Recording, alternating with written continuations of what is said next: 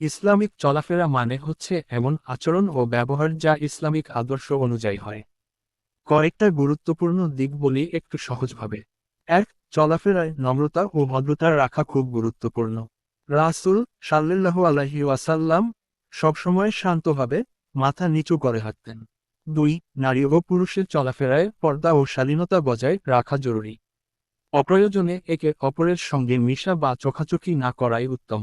তিন, অহংকারীভাবে হেঁটে বেড়ানো ইসলাম অপছন্দ করে। কুরআনে আল্লাহ বলেন, তুমি পৃথিবীতে দম্ভভরে চলাফেরা করো না। আরেকটা বিষয়, যেখানে ফিতনা বা গুনাহ হওয়ার আশঙ্কা থাকে সেখানে থেকে দ্রুত সরে যাওয়া। সূরা লুকমান আয়াত 18 আয়াতে লেখা আছে, তুমি মানুষের কাছে তোমার গাল ফুলিয়ে কথা বলো না এবং দম্ভভরে পৃথিবীতে চলাফেরা করো না। নিশ্চয় আল্লাহ কোনো অহংকারী ও গর্বিতকে পছন্দ করেন না। এখানে আল্লাহ আমাদের শিক্ষা দিচ্ছেন বিনয়ী ও নম্র হয়ে চলাফেরা করতে।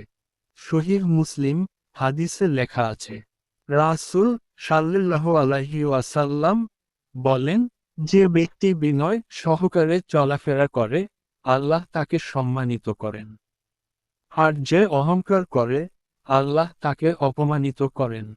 আর এক হাদিস তিরমিজি শরীফের লেখা আছে, রাসূলুল্লাহ সাল্লাল্লাহু আলাইহি ওয়াসাল্লাম বলেন, একজন মুসলমানের চলাফেরা যেন হয় শান্ত, বিনম্র এবং আল্লাহভীরু।